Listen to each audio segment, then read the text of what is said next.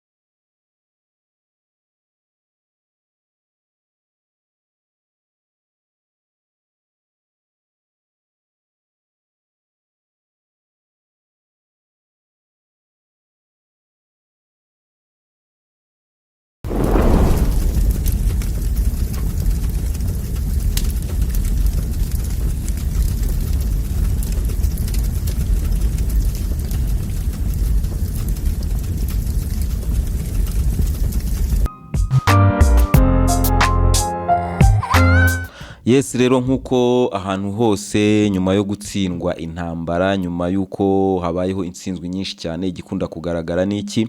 Igikunda kugaragara ni ukwitana ba mwana no gushakisha uwabaye impamvu yo gutsindwa intambara. Ibyo ngibyo rero nkuko tumaze iminsi tubiganira, nyuma yuko Zaluzhny atangaje amagambo yatangaje, na nyuma yuko na Zelensky yemeye yuko ubungubu noneho gutsinda bidashoboka, ko ikigiye kubaho ari ugukaza ibirindiro kugira ngo abarusiya batajya muri contre-offensive, nkuko turi kubona abarusiya bafite initiative yo kuba bakwigarurira n'ibindi bice. Ibyo ngibyo rero byakurikiwe n'abanyamerika. Abanyamerika, The Washington Post yasohoye raporo ivuga impamvu zabayeho zatumye Ukraine itabasha gutobora ngo igere ku nkengero cyangwa se ku nkombe z'uruzi rwa Azove. Ibi rero abanyamerika bakabatangaza ko mbere yuko contre-offensive y'abanya-Ukraine itangira, abanya-Ukraine bagiriwe inama yuko bagomba kugira target imwe bakahashyira imbaraga zose.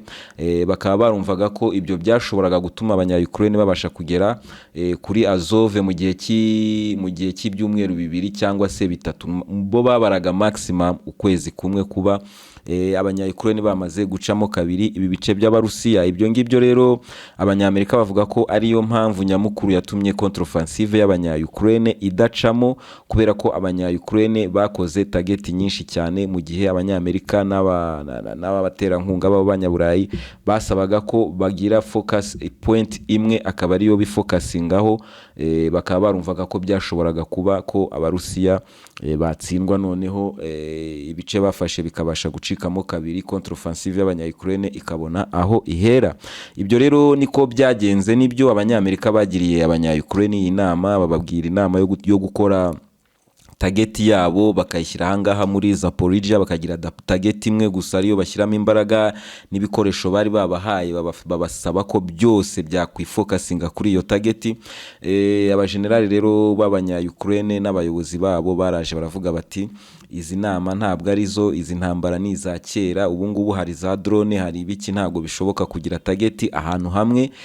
Ndetse umujenerali w'umunya-Ukraine aravuga ati iyo nama, ibyo bipapuro biriho izo nama mujugunye kure, mujugunye muri puberi, twebwe tugomba kwiupdatinga tugakora intambara mu buryo bugezweho. Aribwo mwabonye abanya-Ukraine bahisemo gukora intambara yabo ku murongo w'ibirometero hafi 900. Murabyumva namwe, nibwo mwumvaga ibitero biri kuba muri Robotine, mukumva ibitero biri kubera muri Kherson, mukumva ibitero muri Zaporizhia, mukumva yewe n'ibitero Shuma, kingiye nita ibitero Shuma by'amato byateraga muri Crimea, bigatera kuri kiriya kiraro cya Crimea, bikagera naho bigera muri Sevastopol no hakurya hakurya muri Novorossiysk mu Burusiya, hakurya y'inyanja ya Azov, ariko ku butaka bw'Uburusiya bwa kera.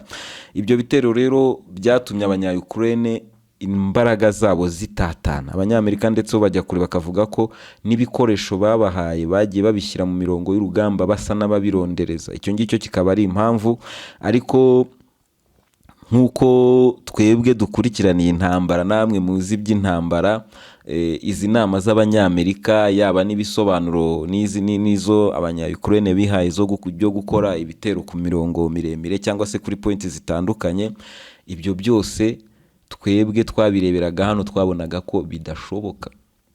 Twarabibonaga hano ko bidashoboka. Nimujya no mu biganiro twakoze mbere, twagiye tubiganiraho tukavuga ko Uburusiya budashobora kuzatsindwa iyi ntambara. Uburusiya budashobora, abanya-Ukraine nta mbaraga bafite zo gutobora imirongo y'Abarusiya. Icyo ngicyo twanakibonye mu minsi 2 ya mbere ya contre-offensive y'abanya-Ukraine, aho habayeho gusenya ibikoresho byinshi cyane by'abanya-Ukraine icyarimwe. Bitwereka ishusho y'ibigiye gukurikiraho muri contre-offensive, kandi niko byagenze. So ngewe impamvu mvuga ko twabibonaga ko bitazashoboka, ntabwo ari ukubera ko turi aba expert mu bya gisirikari barenze oya, ahubwo nuko twagiye tubona contre-offensive zabereye ahandi uburyo zikorwamo. Ni ukuvuga ngo igisirikare kigiye gukora contre-offensive nk'iriya, muba muhanganye muhana imbibi ku butaka, mutari buce mu mazi, muba mukeneye support yo mu kirere, muba mukeneye support ya artillery ikomeye cyane. Ibyo byose rero warareba ukabona abanya-Ukraine bari kwiroha mu mirongo y'Abarusiya, nta support yo mu kirere bafite, manpower bafite ni bakeya cyane, n'ibikoresho iziburende babahaye nk'uko abanyamerika bivuga ko zakoreshejwe ku mirongo miremire y'urugamba zikaba nkeya, ntizigire effect, ariko nazo bwazo niyo ziza kuza kuri point imwe. Nk'uko abanya-Ukraine babivuze ko intambara y'uyu munsi irimo za drone, irimo ikoranabuhanga riteye imbere, nabyo byashoboraga gusenywa ahantu hamwe. Ngewe ndumva ari ibyo abanyamerika bari kwisobanuza, ntibisobanutse kubera ko nabyo ntibyari gukunda. Ari byo abanya-Ukraine bakoze nabyo ntibyakunze kubera ko nyine byari ukugwa mu mutego. Byari ofete twarabivuze mu kiganiro cy'ubushize, abantu babonye contre-offensive iyo abanya-Ukraine n'itangazamakuru ry'abanyaburayi bise contre-offensive, nge nita gusubira inyuma kw'Abarusiya ku bushake bwabo. Uburyo bavuye mu nkengero za Kiev bakarenga muri Kharkiv naho bakahava, bakaza muri Zaporizhia na Donbass, n'ahangaha muri Kherson akaba ariho baguma. Ibyo ni ibintu Abarusiya bagiye bakora batarwanye basubiye inyuma. Nk'uko bavuye no mu mujyi wa Kherson, niko byagenze n'ahandi. Iri tangazamakuru rero ryakomeje gukora propaganda ivuga ngo abanya-Ukraine barimo kwirukankana Abarusiya ku mirongo yose y'urugamba. Abantu ku isi yose bishyiramo icyo kintu cyo kumva ko Abarusiya bavanywe muri Kiev bakaza bakagezwa muri Donbass, bakavanwa mu mujyi wa Kherson, bakumva ko ibyo ngibyo byari imbaraga z'igisirikare cya Ukraine, bakumva ko bizanakomeza igihe cyose aba banya-Ukraine bazaba batangiye iyi contre-offensive yabo. Ariko ntabwo ari byo, kubera ko aho hose ni ahantu Abarusiya bagiye basubira inyuma ku bushake bwabo, kuri trick zagiye zibaho twagiye tuganiraho. Ari imishyikirano yaberaga muri Turkey, ari imishyikirano yabereye i Minsk, ibyo byose twagiye tubiganiraho mu biganiro byabanje, ntago turi bubisubiremo. Gusa icyo ngicyo cyabeshya abantu, bibeshya ko abanya-Ukraine nibatangira contre-offensive yabo nanone bizoroha nk'uko byoroshye mu zindi bise contre-offensive mu by'ukuri zitari contre-offensive. Uyu munsi rero icyo tubona ni iki? Nuko abanya-Ukraine bahuye na realite y'igisirikare cy'Abarusiya, cyamaze kubona ko cyagambaniwe n'abanyaburayi, na NATO yose yashyizemo ibikoresho byose, nacyo kiragenda kiri updating. Abarusiya baje muri iyi ntambara yo muri Ukraine bari atari cyo gisirikare kiri hejuru mu byo gukoresha za drone, ariko mu gihe gitoya gusa Abarusiya bari hejuru kuri ibi bintu. Abarusiya bamaze kuba hejuru mu bijyanye n'ubwirinzi bwo mu kirere ku buryo abanya-Ukraine badashobora guhagurutsa indege iyo ari yo yose. Ari nayo mpamvu mubona na F-16 abanyamerika bari bemeye uyu munsi ntabwo zikije kubera ko nta hantu umunya-Ukraine yayihagurukiriza, ntibishoboka. Umurusiya yahita yirasa, kandi murabibona ko ntibishoboka kuziparika muri Polonye, ntizishoboka kuziparika handi, kuko abarusiya bavuze ko indege aho zizahaguruka ziturutse zije mu ntambara nabo bazaba babaye legitime yo kuharasa. Icyo gihe rero murumva ko yabibaye intambara y'Uburusiya na NATO. Ibyo rero urumva ko na NATO ntiyabitinyuka kubera ibyo twagiye tuganira mu biganiro byabanje. Ibyo rero nge numva ko habayeho gushuka abantu, abanya-Ukraine bashutse abantu, ariko nanone n'iri tangazamakuru ry'abanyaburayi naryo rishuka abantu, ariko harimo akagambane karimo gukorerwa abanya-Ukraine aho ngaho inyuma, kubera ko niba baraboherereje contre-offensive, murabyibuka ikintu cya mbere wenda ushobora kwibuka, muribuka ko contre-offensive y'abanya-Ukraine mbere y'uko itangira abanyamerika bari baremereye abanya-Ukraine ibifaru bita Abrams. Ibyo bifaru byaraje ntibiragera ku rugamba, uyu munsi abanyamerika bari gusaba ko bisubizwayo bikavanwa muri Ukraine. Wakwibaza ngo ni ukubera iki? Ntabwo abanyamerika bashaka kubona amafoto y'ibi bifaru byabo byasenywe nk'ukuntu twabonye amafoto ya za Leopard cyangwa se n'izi modoka zabo za gisirikare bita Bradley, nazo mwarazibonye ko zasenywe ku bwinshi. Ibyo rero abanyamerika barimo gusa n'ababyirinda. Ikindi kintu abanya-Ukraine barimo gusobanura bashinja abaterankunga babo ko ari bo nyirabayazana mu gutsindwa iyi ntambara cyangwa se mu gutsindwa iyi contre-offensive, nuko ibikoresho byinshi byagiye biza bipfuye. Bavuga ko ibifaru bimwe byagiye biza iminyururu yabyo itameze neza, bigomba kubanza gusanwa. Bavuga ibifaru byabo izi Leopard z'Abadage zagiye ziza zidafite amaposte ya radio, nuvuga ngo ni ibikoresho byagiye biza bishaje. Ubushize mu kiganiro cy'ubushize narababwiye ngo ibi NATO cyangwa se ibihugu by'abanyaburayi bikora ngo biri gufasha Ukraine, ni kwa kundi ubona umuntu wambaye nabi, ukabona umuntu udafite imyenda, ukajya mu nzu ugafata ya myenda yawe utacyambara wita ko yashaje ukayimuha, noneho wowe ukibwira ko utanze ubufasha. Mu by'ukuri nta bufasha ubutanze, ahubwo uriya muntu uhaye abaguhaye ubufasha bwo kugukuraho puberi, n'imbere y'Imana nta kintu ubufashije uwo muntu, kubera ko ntacyo uba wigomwe mu by'ukuri. Ibi rero twarabibonye ko bari gutanga ibintu bishaje kugira ngo abanyamerika babahereze ibishyashya, n'agakino kari inyuma y'ibyo bintu byose wajya mu kiganiro giheruka twabikozeho wabyumvamo. So rero ibyo byo ni ibintu by'ukuri ko abanyaburayi bagiye bohereza ibikoresho bituzuye. Twaranabivuze kuri podcast ubushize tuvuga ko izi Leopard zagiye ziza ntabwo zagiye zizana n'ikoranabuhanga ryazo ryose, na F-16 bashaka gutanga ntizashoboraga kuzana n'ikoranabuhanga ryazo ryose. Izi Abrams z'abanyamerika barimo gusaba gusubizayo, ni ukuvuga ngo nazo ntabwo zari kuzana ikoranabuhanga ryazo zose, kubera ko hari bimwe na bimwe aba bantu bo muri NATO batashakaga ko bigera ku rugamba ngo bihangane n'Abarusiya, bigwe mu maboko y'Abarusiya, barebe uburyo bikora babyigeho, ku buryo bakirinda ko byabazababera ikibazo igihe cyose bahurira n'Abarusiya mu ntambara. Ibyo rero ni ibintu bikomeje kuvugwa, bitana ba mwana, ariko twebwe tuvuga ko Biden na n'uyu Boris Johnson wari minisitiri w'Abongereza, aba bose mu guhamagarira Zelensky kuguma mu ntambara bakamwizeza ko bazamusapotinga, abangaba nibo ba nyirabayazana, kubera ko ntibatanze sapoti ngo batange sapoti ku rwego rw'umuntu ugiye guhangana n'igihugu nk'Uburusiya gifite imbaraga za kirimbuzi. Iyo sapoti mu by'ukuri namwe murayumva ntabwo bashoboraga kuyitanga. Uyu munsi ntabwo abanyamerika bashobora kohereza abasirikari babo, nubwo numvishe Biden abivuga muri bwa buryo bwe bwo gusaza imigeri, kuko murabizi bije yo gufasha Ukraine aba Republican bongeye barayanga. Ibyo rero bikaba byatumye Biden avuga ngo muri guha Vladimir Putin yo kwigarurira Ukraine ndetse n'ibindi bihugu byo mu Burayi mu gihe gitoya, ariko yongeraho akantu kameze nka menace, ndaza no kubabwiraho wenda.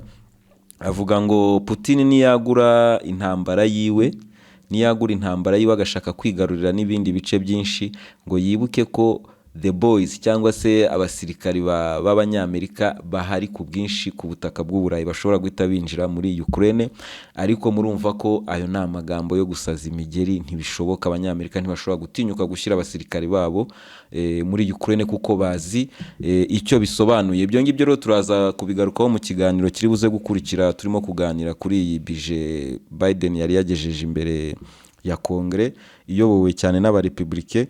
Turebe ibyayo, turebe n'icyo bisobanuye kuri Ukraine, ariko mbere na mbere nshaka ko tuganira kuri ibi bice biri kuza muri Ukraine. Ubwo murumva tumaze kuvuga ihangana hagati y'abanyamerika n'ubuyobozi bw'abanya-Ukraine, haba ubwa gisirikare n'ubwa politiki, aho Zelensky avuga ko bamutereranye.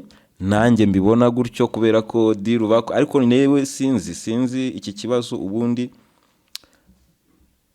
hari igihe tuza Zelensky tukamugira ikigoryi, tukamugira umuntu udatekereza, utagira gute. N'ubushize narabivuzeho muri iyi podcast, tukavuga ko yakoze imibare mibi.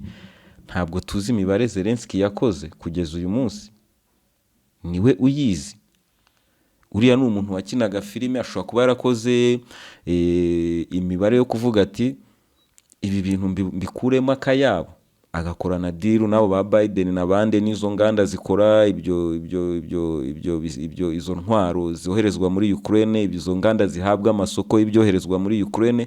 Ni ibintu biba birimo amakomisiyo menshi cyane ku buryo utakwemeza ko Zelensky adashishoza cyangwa se abatabitekereje, ahubwo biterwa n'icyo yatekereje na target yiwe. Kuko ushobora gusanga koko niba yara target yiwe yari ukuzuza account yiwe, kuzuza amafaranga, ibyo yabigezeho kubera ko nkuko twabiganire muri izi podcast, izi nganda zitanga intwaro ahangaha zitanga amakomisiyo menshi cyane kugira ngo zibashe kubona aya masoko. Nge mvuga amasoko y'amamiliyari y'amadolari. So ntabwo wakwemeza ko Zelensky adatekereza cyangwa ngo wemeze ko yashutswe na Biden, ko yashutswe n'abongereza. Ahubwo ikiri inyuma ni nka deal bashobora kuba bo barinjiranye muri iki kibazo, ukavuga uti wenda bo bayigezeho, ariko abanya-Ukraine muri rusange, abaturage barababaye. Hamaze gupfa ibihumbi bigera muri 50 by'abasivili muri Ukraine. Uyu munsi wakwibaza ngo bizabazwa nde? Niyo mpamvu ubona n'abanya-Ukraine benshi uyu munsi bari ku ruhande rwa Zaluzhny, barimo kuva ku ruhande rwa Zelensky. Zelensky popularite ye yari iri kuri 80%, uyu munsi iri kuri 32%, mu gihe Zaluzhny ari kuri 70%. Ibyo rero ni ibikwereka icyo bita fatigue y'intambara, hangover y'intambara ibimaze kugera mu bantu benshi cyane, haba no mu banya-Ukraine. Kuko twarabivuze muri podcast y'ubushize uburyo ababyeyi n'abadamu b'abasirikari ba Ukraine barimo kwigaragambya kubera ko abantu babo bamaze igihe kinini ku rugamba, nta babasimbura. Uri kubyumva? So rero iyo ni hangover yo gutsindwa urugamba. Abantu batangira kwitana ba mwana. Uyu munsi barashaka kwerekana ko abanya-Ukraine bakoze amakosa yo gutatanya imbaraga bahawe n'abanyaburayi bakazishyira ku mirongo y'ibirometero 900 aho kugira ngo bazishyire ahantu hamwe. Ariko nge nkavuga nti ibyo bari gukora byose bayishyira ku mirongo miremire, bayishyira bagira target imwe, ibyo bintu byose ntibyari gukunda igihe cyose abanya-Ukraine badafite support ya artillery ngo bagire na support y'indege mu kirere. Ibyo ntibyari gushoboka, ntibinashoboka. Rero ni ibintu navuze ngo turaza kubiganiraho, turebe ntinde uzabazwa ibi bintu, kubera ko muri uku guterana amagambo no kwitana ba mwana, uzagaragara ko ari we wateje intambara, ari we watumye intambara ibaho, agomba kubazwa. Abo bantu bose bapfiriye muri iyi ntambara agomba kubazwa ibyo bintu byose. Niyo mpamvu rero abanyamerika batangira gusohora ripoti nk'izo ngizo, no kugira ngo isi itangire kubakira nk'abantu bafashije Ukraine ahubwo yo ikinanirwa. Mu by'ukuri nicyo bashaka kuvuga. Barashaka kuvuga ko Ukraine kuko ni nako umuvugizi wa Pentagon yavuze ko abanya-Ukraine bahawe ibyo bari bakeneye mu gihe gikwiriye.